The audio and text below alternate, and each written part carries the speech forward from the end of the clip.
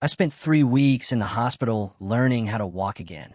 Broken ribs, a shattered wrist, a concussion that made time blur in and out. Every day, my roommate, my best friend of 7 years, texted me updates about checking on him, making sure he was okay, and holding things together at home. My best friend and my boyfriend, the two people I trusted most in the world, were secretly sleeping together. But the most horrifying part? They laughed about my near-fatal car accident, hoping I'd stay in the hospital longer so they could continue their betrayal. So, I unleashed the full, brutal truth on them at a party in front of everyone they knew. So, I have security cameras in my apartment. I installed them 2 years ago after a break-in attempt in our building, and my roommate Skylar knew about them. She helped me pick out the system.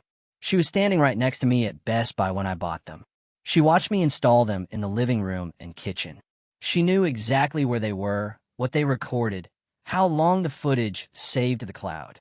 She knew, and she still did what she did in our living room while I was in the hospital learning how to walk again. I need to write this out because I've been sitting on something for 3 months now, and I'm about to do something that will blow up my entire life. My best friend, my boyfriend, 7 years of friendship, almost 2 years of relationship, everything I thought I knew about the people closest to me. And I need someone to tell me if I am insane for what I am planning. Let me start from the beginning. Skylar and I met freshman year at Ohio State. Random roommate assignment in the dorms. One of those luck-of-the-draw situations that ended up changing my whole life. She was from Toledo. I was from Columbus. We stayed up until 3 in the morning that first week just talking about everything. Our families, our fears, our dreams, the guys we thought were cute in our classes. By sophomore year, we were inseparable. We got matching tattoos junior year. These tiny little stars on our ankles that we thought were so meaningful at the time. We moved off campus together.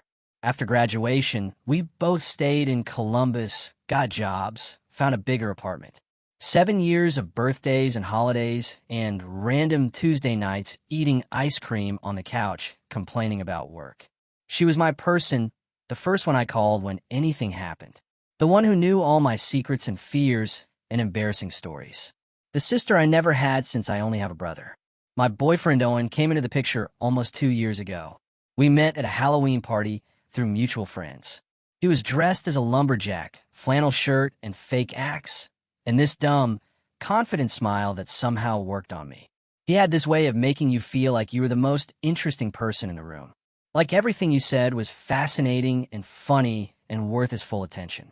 I fell for him fast. Probably too fast, but he seemed so genuine, so into me, so different from the guys I had dated before who always seemed half-interested at best. Skylar and Owen got along great from the start. Similar sense of humor. Both loved making fun of people. Both thought they were way funnier than they actually were. I was happy about it. I wanted my best friend and my boyfriend to like each other. I encouraged them to hang out. I thought it was a good sign that they were comfortable together. I'm such an idiot. The accident happened in February. I was driving back from visiting my parents on a Sunday evening, about 40 minutes on the highway. Some guy in a pickup fell asleep and crossed the median. Hit me head on. I don't remember the impact or the ambulance or the helicopter or the first 3 days in the ICU. What I know is what people told me later. Broken pelvis, shattered left femur for broken ribs, collapsed lung, internal bleeding that almost killed me twice on the operating table. I was in the hospital for almost 7 weeks. Then a month in a rehabilitation facility, learning how to use my body again. Then home with a wheelchair. Then a walker. Then a cane. Physical therapy 3 times a week that made me want to scream. Nights where I couldn't sleep because every position hurt. Days where I wondered if I would ever feel normal again. And through all of it, Skylar was there. She visited me in the hospital almost every single day. She brought those cheap grocery store flower bouquets that I actually love because I think expensive flowers are a waste of money. She brought magazines and snacks and dry shampoo when I complained about my hair. She held my hand during the bad pain days. She cried with me when the doctor said I might need another surgery. She sat with my mom in waiting rooms for hours. She was perfect. Owen visited too, but not as much. He said hospitals made him uncomfortable. He said seeing me in pain was hard for him. He said he was dealing with it in his own way. I made excuses for him because that's what you do when you're in love and too exhausted and broken to question anything. When I finally came home from rehab, Skylar had cleaned the entire apartment, set up my room so I could navigate with the wheelchair, stocked the fridge with all my favorites, bought me new pajamas that were easy to get on and off. Owen came over that first night and made dinner for all three of us. And I sat at my own kitchen table feeling so grateful and loved and lucky. I was recovering slowly, painfully, but recovering. 3 months after I got home, I was having a horrible pain night. Couldn't sleep, couldn't get comfortable.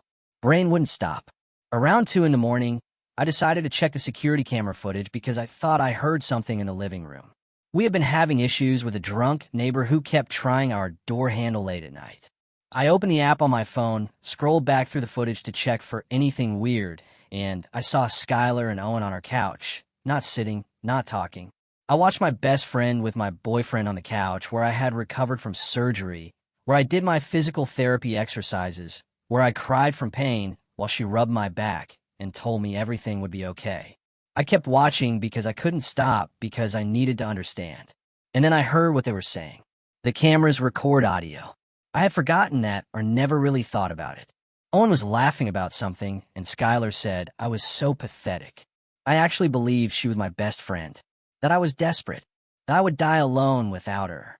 Owen said I was lucky he even looked at my ugly face. They laughed together about me. While I was in the next room, broken and healing and trusting them completely, I went through more footage, hours of it, days of it, clips from when I was still in the hospital. Them together in our apartment talking about me like I was nothing, like I was a joke, like my accident was convenient for them. There was one clip where Skylar said she hoped I would stay in the hospital longer so they could have more time. Owen said maybe I would need that second surgery and that would buy them another few weeks. They were hoping I would suffer more so they could keep betraying me. I did not confront them. I know that's what most people would do, scream and cry and throw things and demand answers, but I was still recovering. Still in pain every day, still dependent on Skylar for rides to physical therapy because I couldn't drive, still accepting Owen's help when he came over.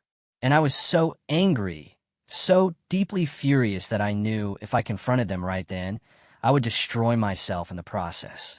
I would break down. I would give them the satisfaction of watching me fall apart. So I decided to wait. For 3 months now, I've been pretending I don't know. 3 months of smiling at Skylar across the breakfast table, kissing Owen when he comes over, listening to her talk about her day like she isn't destroying my life, watching him act like the devoted boyfriend while knowing what he said about my face. I have become the best actress in the world.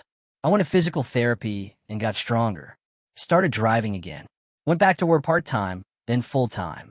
I rebuilt my body and my independence while they thought I was clueless and grateful and pathetic, just like they said. The whole time I was downloading footage, saving clips, building a file of every horrible thing they said about me. Every time they were together in my home, every lie, and I was planning. Skylar and I had talked about having an apartment warming party for months. We moved into this place right before my accident and never got to celebrate. She kept bringing it up now that I was better, saying we should invite everyone, make it a real celebration of my recovery, too. I agreed enthusiastically. I said, let's make it big. Both our families, all our friends, everyone. I suggested we invite my parents, my brother, my aunts and uncles and cousins, her parents, her sister, her grandparents who live nearby. Oh, and obviously all our college friends, work friends, the neighbors we like. 40 people have confirmed. 40. I told Skylar I would handle the entertainment. Said, I made a slideshow of our friendship over the years. All our best photos and memories. She thought that was so sweet. She said I was the best friend anyone could ask for. I just smiled. The party is this Saturday. What I'm actually going to play is the security footage. Not the physical stuff, obviously, but the parts where they talk about me, where she calls me pathetic and desperate, where he says I'm lucky he looks at my ugly face, where they laugh about me being in the hospital. I'm going to play in front of both our families, in front of everyone who loves us and thinks they know who we are. I'm going to destroy them. And I need to know if this is insane, if I'm taking this too far, if I should just confront them privately like a normal person and move on with my life. They took something from me that I can never get back.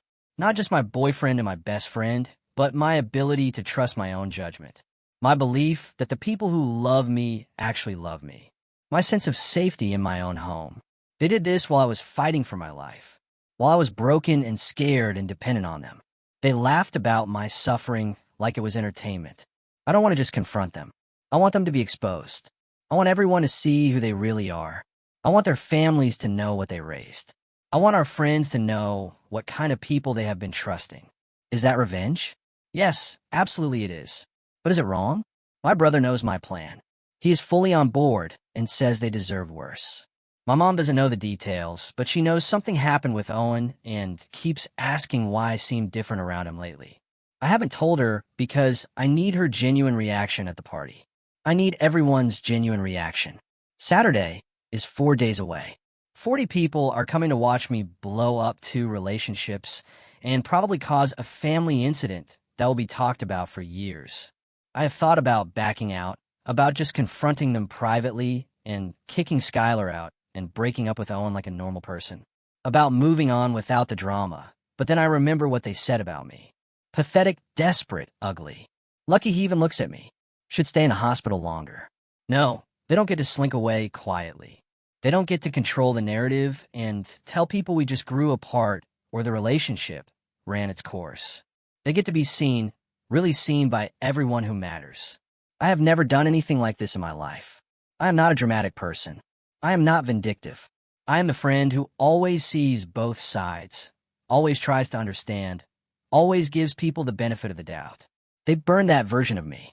I will update after the party. If I don't chicken out, if I actually go through with this, God, I'm so scared and so angry and so ready for this to be over. I did it. I actually did it. And I need to tell you every single detail because my hands have not stopped shaking for 3 days and I keep replaying Saturday night in my head like a movie I cannot turn off. First, thank you to everyone who commented on my original post. I read every single response multiple times. The people who said do it, the people who said be careful, the ones who asked if I had somewhere to go after. You helped me more than you know. When I was standing there with my phone in my hand, ready to connect to the TV, I thought about all of you telling me they deserve to be exposed, that I deserve justice. Okay, here is everything that happened. Saturday morning, I woke up at 5 a.m. because sleep was not happening. Lay there staring at the ceiling, running through every scenario. What if the TV connection fails? What if someone stops me? What if I chicken out? What if Skylar somehow figures it out before I can press play? But then I thought about her voice saying I was pathetic. Owen laughing about my face. Them hoping I would stay in the hospital longer. And I got out of bed and put on the red dress I bought specifically for this occasion. My brother Noah showed up around noon. He was the only one who knew the full plan. He kept looking at me like he expected me to back out, but I just handed him the backup USB drive in case the phone connection failed, and told him to make sure the sound system worked perfectly. Skylar was running around all morning, being the perfect hostess, rearranging the snack table 4 times, asking if we had enough chairs, freaking out about whether the bathroom was clean enough. She was wearing this cute yellow sundress and had curled her hair and kept saying how excited she was that we were finally doing this party. I smiled and agreed with everything she said. Owen arrived around 3 with flowers, a bouquet for me, and 1 for Skylar, because he is just so thoughtful and considerate, right? He kissed me on the cheek and told me I looked beautiful. I said thank you while picturing his face 2 hours from now. People started arriving at 5. My parents first with my mom's spinach dip, then Skylar's parents with her grandmother Glenda, who is 82 and honestly the only person I felt guilty about because she did not deserve what she was about to see. Then our college friends, work friends, neighbors, my aunt and uncle from Cincinnati, Skylar's sister Rebecca with her husband. 40 people exactly. The living room was packed by 7. I watched Skylar work the room like she always does, hugging everyone, laughing at jokes, being the center of attention. I watched Owen charm my relatives, shaking my dad's hand, complimenting my mom's cooking. They were so good at performing, both of them. I used to admire how naturally social they were. Now I understood it was just practice from all the lying. Around 8, I announced I had a special presentation, a slideshow celebrating 7 years of friendship with Skylar. Everyone gathered in the living room, squeezing onto the couch and chairs standing along the walls. My mom was in the armchair by the window. My dad was perched on the arm of the couch. Skylar's grandmother was seated in the nice chair we had brought from her room specifically for her. Skylar came and stood right next to me by the TV. She put her arm around my shoulders and squeezed, and said she could not wait to see what I put together. Said she was probably going to cry from all the memories. She was right about the crying part. I looked at her face. This face I had loved for 7 years. My best friend, my sister, the person I trusted more than anyone. Then I connected my phone to the TV. The screen lit up, and for a second, it just showed my camera roll. I could feel Skylar leaning in excitedly next to me. I scrolled to the folder I had labeled Party and clicked on the first video. The footage started with a wide shot of our living room, the couch, the coffee table, the window behind it. For about 2 seconds, nothing happened, and I saw people looking confused. Then Skylar walked into frame, and Owen was right behind her. The room was so quiet. I could hear the ice shifting in someone's drink. On screen, Skylar sat down on the couch, and Owen sat next to her.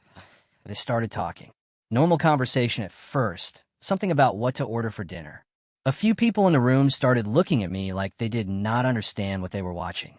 Then Skylar said she was so glad I was still stuck in rehab for another few weeks, that it was exhausting pretending to care about my recovery every day, that she needed a break from being my emotional support pet.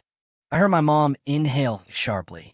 Owen laughed and said at least the hospital visits got her out of the apartment, so they had some alone time. Then he said, maybe I would need that second surgery the doctors mentioned, and that would buy them another month at least. Skylar's mother stood up from where she was sitting. On screen, Skylar said she hoped I would need it because she was getting tired of the charade. Then she leaned into Owen and said, besides, it is not like I would even notice if they were more obvious about things, that I was so desperate for a friendship I would believe anything she told me. Owen said that was true, said I was pathetic, actually said, I followed Skylar around like a lost puppy, and it was sad to watch. Someone in the room said, oh my God. Skylar laughed and said, the saddest part was that I actually thought Owen was in love with me, that I talked about our future together like it was real, that I'd shown her engagement rings I liked, and asked her opinion like she was going to be my maid of honor someday. Owen said I was lucky he even looked at my ugly face, that he had been settling this whole time, and I should be grateful for every minute he spent pretending to be attracted to me. My dad stood up. On screen, Skylar was nodding along and said I had always been the ugly friend anyway. That was why she kept me around, because standing next to me made her look better. She said I was useful for that, at least even if I was boring and needy and exhausting to deal with. Owen asked if she felt bad at all about what they were doing. Skylar shrugged and said not really. Said I would never find out because I was too stupid and trusting. Said even if I did find out somehow, I would probably forgive her eventually because I had no one else. That I was so desperate for friendship, I would put up with anything. I looked around the room. My mom had both hands over her mouth. Skylar's mother was crying silently. Skylar's grandmother, Glinda, was gripping the arms of her chair. My brother, Noah, was watching Skylar with this expression like he was seeing a stranger. On screen, Owen said, what about her family? What if they found out? Skylar laughed and said her family would never believe it. Said she was the golden child, and everyone loved her, and even if someone told them, they would take her side. Said her grandmother thought she was perfect, and she had spent years making sure of that. I looked at Glinda when Skylar said this. Watched her face crumble. Owen asked what the long-term plan was. Were they just going to keep sneaking around forever? Skylar said she had not decided yet. Said maybe she would wait until I was fully recovered and then find some excuse to end our friendship so it looked mutual. Or maybe she would just let things fade naturally. Said either way she was not worried because I was easy to manipulate. Then she kissed him right there on the couch. Someone in the room made a gagging sound. I think it was my aunt. I let the footage keep playing. Showed them talking more about me. About how annoying my physical therapy complaints were. About how Skylar had to pretend to care about my pain when really she just wanted me to shut up about it. About how Owen was tired of playing the supportive boyfriend when he visited the hospital and had to act concerned about my recovery. 5 minutes of footage, 5 minutes of every horrible thing they said about me, documented in perfect clarity. Skylar started screaming at me to turn it off about a minute in. She was grabbing at my phone, but Noah stepped between us. She was crying and yelling that I did not understand, that it was not what it looked like, that I was taking things out of context. She kept saying, "Please, please, please turn it off." Like that word would fix anything. Owen tried to leave, just stood up and headed for the door like he could walk out and pretend this was not happening. But my dad was blocking the door now. And my dad is 63, but he was a firefighter for 30 years, and he still looks like he could fold someone in half if he wanted to. Owen started trying to explain, talking fast, saying I had edited the footage, saying I made it look worse than it was, saying they were just joking around, and I was being dramatic about nothing. My mom walked over to him. My sweet mom, who makes cookies for the neighbors and cries at commercials. She got right in his face and told him to stop talking. Told him every word out of his mouth was making it worse. Told him if he did not leave her daughter's apartment right now, she was not going to stop her husband from doing what he clearly wanted to do. Owen looked at my dad. Dad had the baseball bat we keep by the door. Noah grabbed his arm, but he was not really trying that hard to hold him back. Owen left without another word. Did not look at me. Did not apologize. Did not try to explain anymore. Just turned around and walked out the door like the coward he is. But Skylar could not leave. This was her apartment, too. Her family was standing right there watching her mascara run down her face. Her mom started it immediately. How could you do this? How could you say those things? How could you betray your best friend who almost died? Skylar tried to interrupt, but her mom kept going, saying she did not raise her like this, saying she was ashamed, saying she did not recognize the person standing in front of her. Skylar kept trying to explain, saying it started before the accident, saying she did not mean for it to happen, saying she tried to end it, but Owen kept pursuing her, saying she was going to tell me eventually, she just did not know how. Her mom asked if that made it better, if the timeline somehow excused what she did, asked if cheating with her best friend's boyfriend was acceptable as long as she planned to confess someday. Skylar said I did not understand how hard it was for her, that she was stuck in the middle, that she cared about me, but she also had feelings for Owen, and she did not know what to do. That is when I finally spoke. I told her, she said I was pathetic, desperate, that I would die alone without her, that I was the ugly friend she kept around to make herself look better. I told her those did not sound like the words of someone who was stuck in the middle. Those sounded like the words of someone who thought I was beneath her.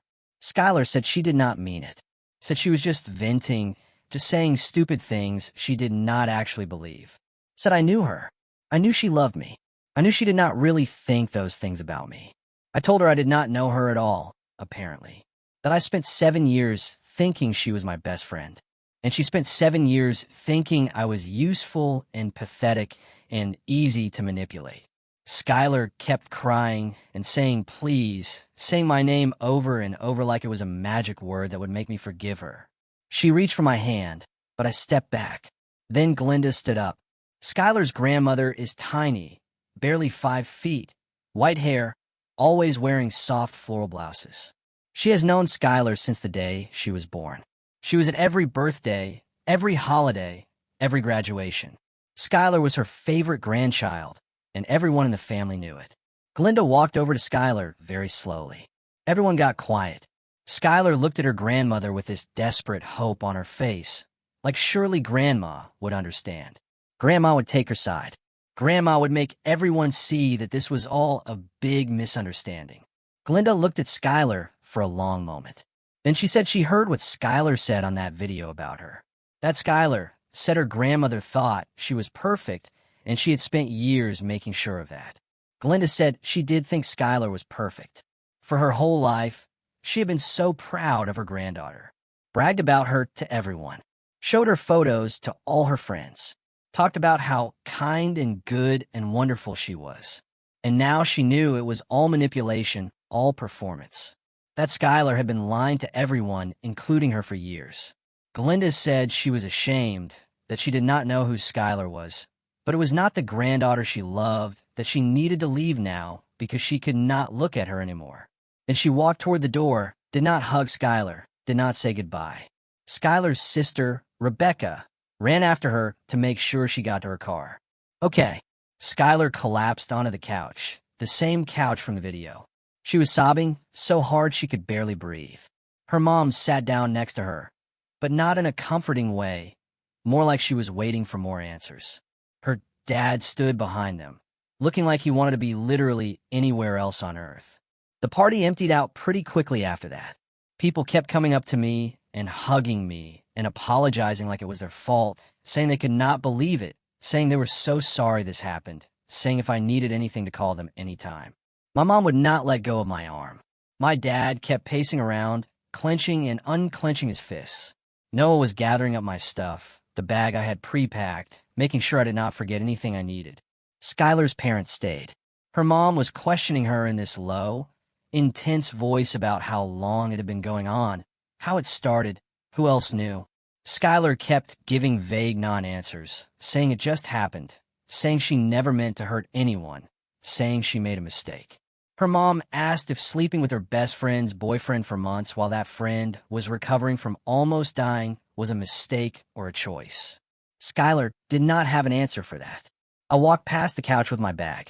Skylar looked up at me with her ruined face, mascara everywhere, eyes swollen, looking more pathetic than I have ever seen her look. She grabbed my arm. She said, please let her explain. It was not what I thought. She loved me. I was her best friend. Please do not throw away 7 years over this. Please just talk to her. Just listen. Just give her a chance to make it right. I looked at her hand on my arm, at her face. This face I had trusted completely. I told her she was right about one thing in that video. She said I would die alone without her. And now I knew that was true because without her I never would have known who she really was.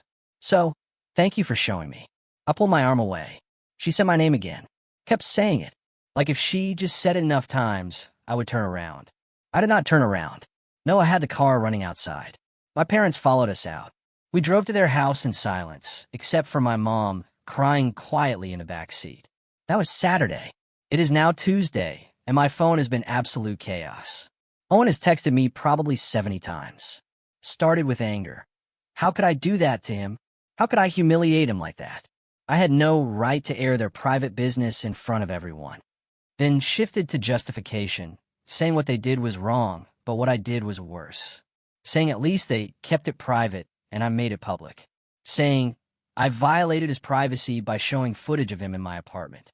Then he started trying to explain, saying it was not as bad as it looked, saying the things he said on the video were just stupid talk, and he did not mean any of it, saying he did love me. He just also had feelings for Skylar, and he got confused, but that did not mean everything between us was fake. Then he got angry again when I did not respond, saying I was being childish, saying mature adults talk things through instead of ghosting, saying I owed him a conversation at minimum after 2 years together. I have not responded to a single message. Skylar has been trying to reach me through everyone we know. She cannot text me directly anymore because I blocked her number after message 50, but she keeps finding ways. Our college friend, Becca, texted saying Skylar was begging her to pass along an apology. My coworker said Skylar found her on Instagram asking if she could get a message to me.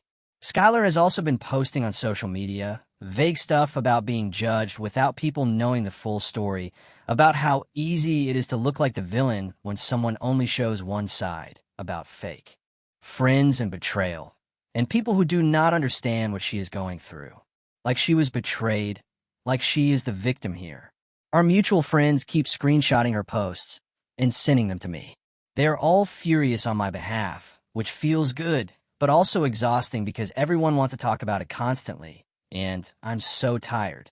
Skylar's sister Rebecca texted me yesterday, not to defend Skylar, but to tell me their grandmother still has not spoken to her. That Glenda told their mother she needs time and space and is not ready to have a relationship with Skylar right now. Coming from Glenda, that is basically disownment. She has never cut off a family member before. Rebecca also said Skylar has been staying at her place because she cannot face going back to the apartment. That Skylar cries constantly and barely eats and keeps saying her life is ruined. Good. Let her feel even a fraction of what I felt lying in that hospital bed while she laughed about my suffering. My parents want me to stay with them indefinitely. Mom keeps making my favorite foods and checking on me every hour. Dad keeps asking if I want him to go have a talk with Owen, which definitely means something more than talking. Everyone keeps telling me I did the right thing. I know I did. I do not regret it. But it is 3 a.m. and I cannot sleep. And I keep thinking about 7 years of friendship. Were any of the good moments real? I will never know. That is the worst part.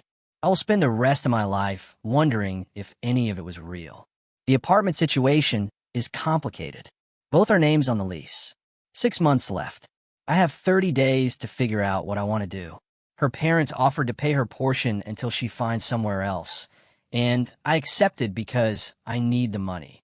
But that means Skylar technically still has access. She could show up anytime. I have been going there during the day to grab my stuff. Yesterday, I found a photo of us from junior year at a music festival. Matching face paint, huge smiles, arms around each other. I stared at it for 10 minutes, then threw it in the trash, then took it out, then threw it away again. More updates coming because this is far from over. Skylar has to get her stuff eventually. Owen will not stop trying to contact me. Both families are in complete chaos. So, Skylar showed up to get her stuff yesterday, and I need to tell you everything because what started as a simple move out turned into the most intense confrontation of this entire nightmare. She texted me through her sister Rebecca's phone 3 days ago, saying she was ready to come get her things and wanted to do it when I was not there to avoid conflict. I told her absolutely not. I told her I would be there the entire time watching her pack every single item, and if she had a problem with that, she could hire movers and I would supervise them instead. She agreed to come Saturday afternoon, and I spent the next 3 days preparing myself mentally for seeing her face again. My brother Noah showed up at noon with coffee and this steady, calm energy that I desperately needed. He sat on the couch, scrolling his phone, while I paced around the apartment, trying to burn off nervous energy. Skylar arrived at 2 with her mom, which I was not expecting. Her mom, Cynthia, walked in looking like she wanted to disappear into the floor.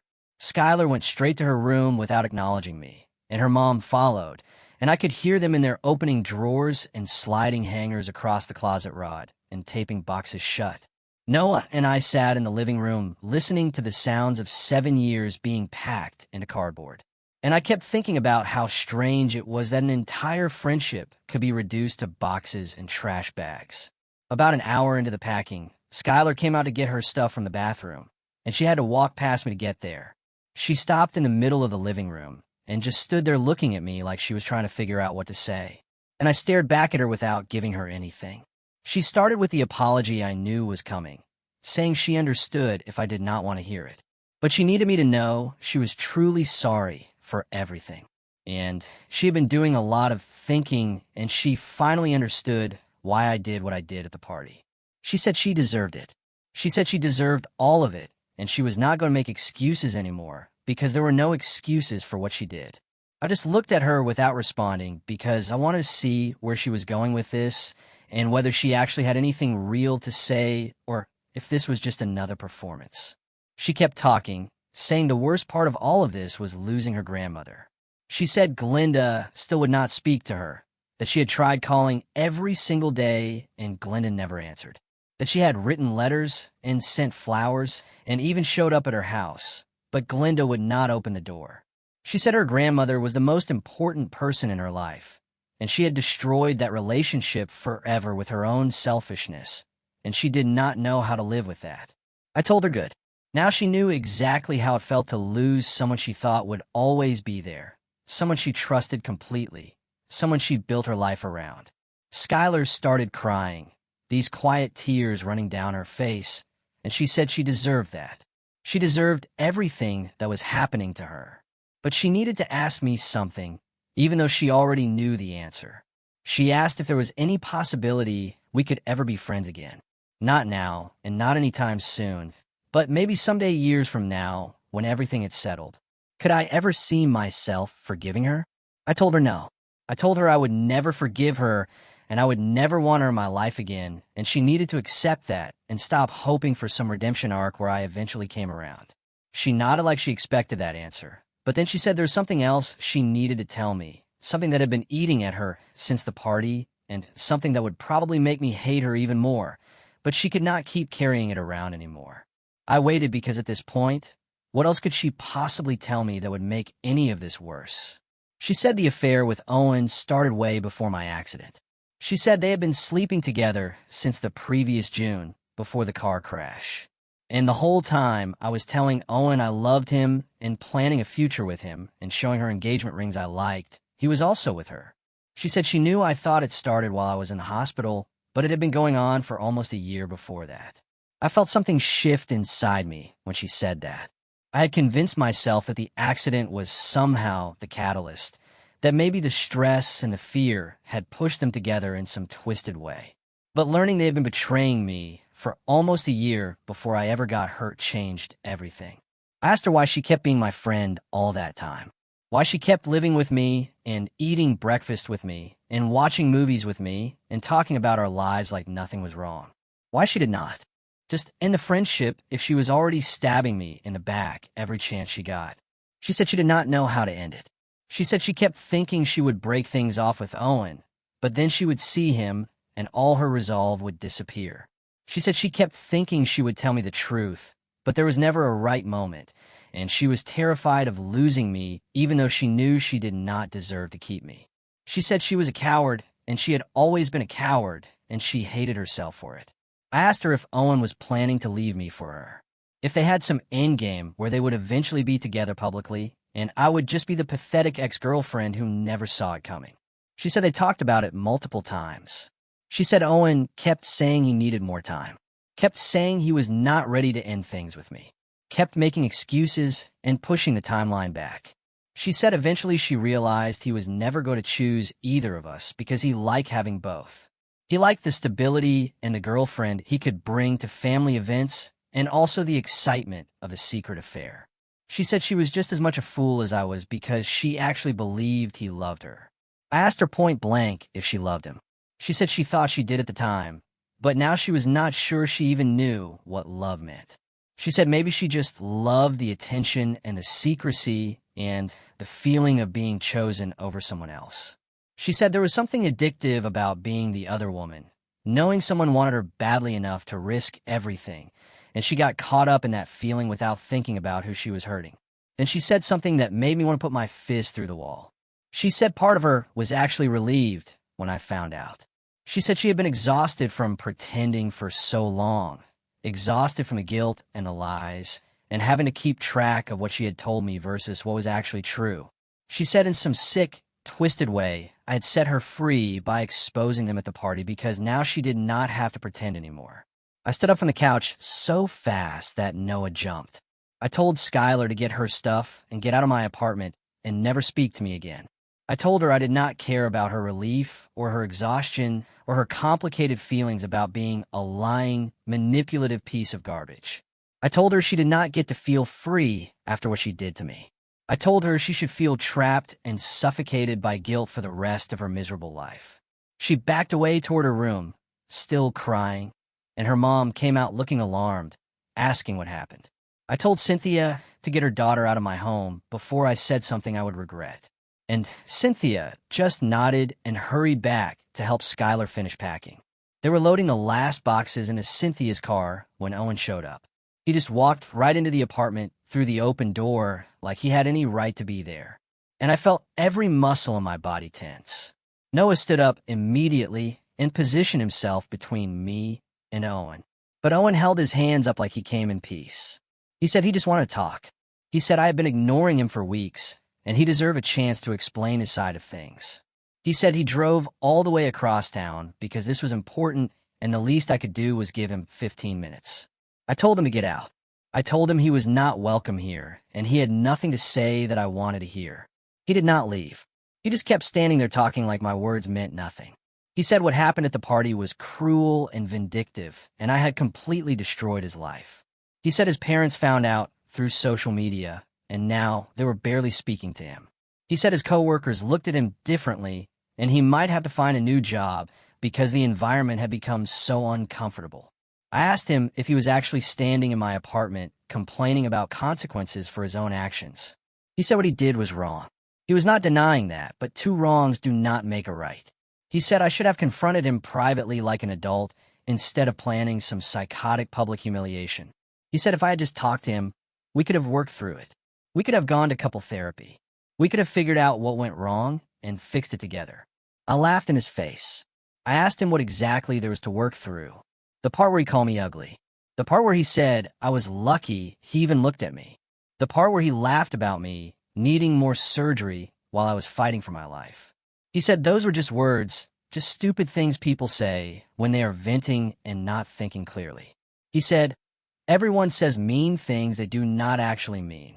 And I was blowing it out of proportion by treating some casual comments like they were his genuine feelings. I told him to stop. I told him those were not casual comments. Those were his real thoughts coming out when he thought no one was watching. I told him I heard everything he said about my face and my desperation and my pathetic belief that he loved me. I told him he showed me exactly who he was, and I believed him. He got angry then because Owen always got angry when he was not getting his way. He said I was being dramatic like always. He said this was exactly why he started seeing Skylar in the first place, because I was exhausting and needy and impossible to please, and Skylar was fun and easy and did not make everything into a federal case. Noah took a step forward and told Owen he had about 10 seconds to get out before things got physical. Owen ignored him and kept his eyes on me. He said I was going to regret this someday. He said I was going to wake up alone and realize I threw away the best relationship I ever had over wounded pride. He said no one else was going to want me. No one else was going to put up with my intensity and my trust issues and whatever psychological damage this whole thing had done to me. He said I would end up exactly like Skylar predicted in that video, pathetic and desperate and dying alone. I walked right up to him until I was close enough to see the pores on his nose. And I told him Skylar was right about one thing. I was desperate.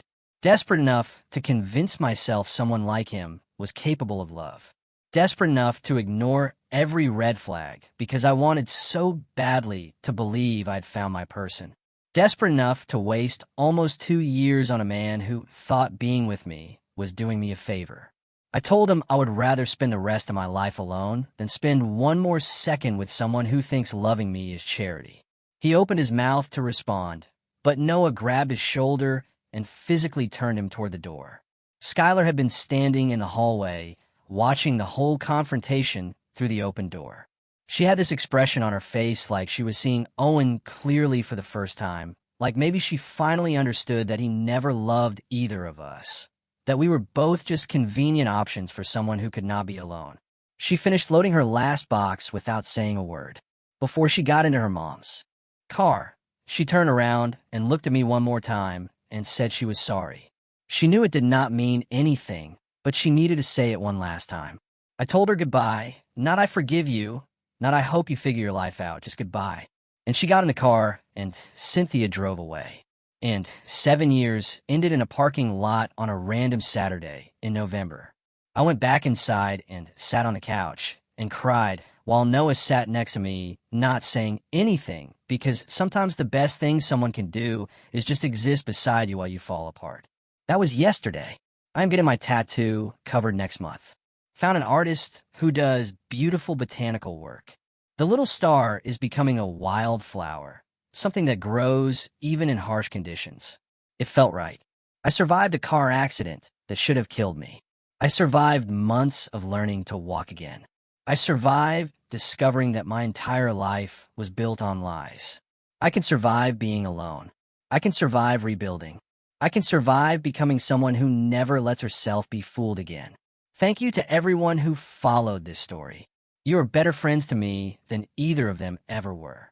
I'm going to be okay.